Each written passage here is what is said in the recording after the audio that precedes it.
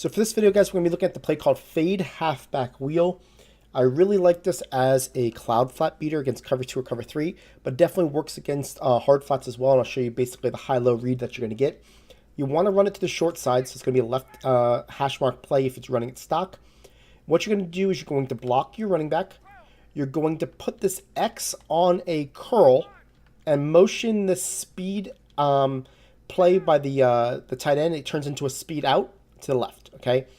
So what we're trying to do here is I'll go against cover 2 first. What's going to end up happening is the A is going to get underneath the cloud flats. If the user jumps left side of the field, what you're going to do is you're going to go ahead and basically just hit the B in the middle. So watch how this goes. A does a nice inside turn, and you're going to be able to throw this underneath cover 2 every single time.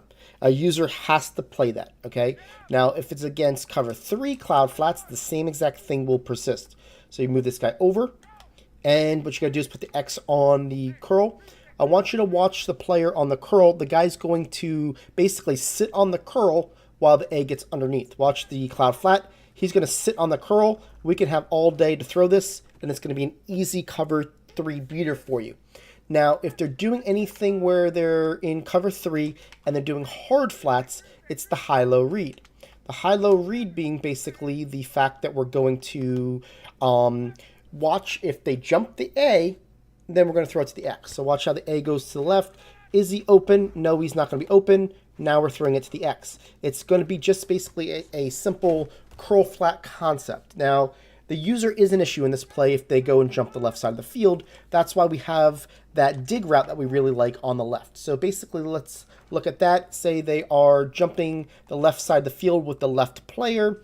Let's do it like this, to where they're jumping the curl route, right? Well, you're going to have to let this player go to the left of the hook curl in order to work. So watch how this works. A goes to the left. And then what you're going to see is that you're going to be able to throw this ball to the inside. Obviously, that just got shut down by the pass rush. But there's two things I wanted to show you on this, right? The first thing is that you're going to have to wait if it's the left-handed player. So it's so much better if they're using this player right here as the attacking. If he's of the right user, it's easier to attack, because what ends up happening is if that's the player that goes to the left hand side, then it's going to leave the right side open. So again, you want to make sure that you understand, what players you want to do what plays, right? So in this instance, when you do it like this, if that's the player that goes over there, then obviously you're going to wait for this B to come across and you're good to go, right? So that's the first easy way to do it, is if they're using the right player, this play works great. If they're using the left player, I wanted to show you here was that you could still make it work. You just have to wait a little bit longer. But the other thing that you have to, you can definitely look at is that if they don't jump the A right away, you're going to be able to throw to the A on the seam. I'll show you what I mean by that, right? So here's the play. The A does a nice opportunity, goes right up the field, and you can throw it to him right there, right? That's the first thing that you can do if they're not respecting that. Most of the time, if they're in that spot, it's going to be kind of tough to throw. So I just want to make sure that you see that this is basically what you're going to see most likely each time, is if this guy has a beat on this play. He's seen it before. He wants to take away the curl, which is honestly, not something that happens a lot, but say it does. Then what you'll see is that B is going to get open once he crosses the hook on the left-hand side right there, right? So that's what you really got to look at, is how to get that guy a little bit more open. If you feel like the guy is going to do it, you could definitely put him on a in route, which is going to definitely give you a little bit of a quicker route for yourself. So if you feel like the user's going to be jumping that a lot, then what you'll do is you just basically put him on a shorter route. And by putting him on a shorter route, he's going to clear the zone a lot quicker, and now you're going to be able to throw it to him there, right? So if the way I would explain it, and the best way to do it, is if you know that the player is a right player user, he's using this middle linebacker, right?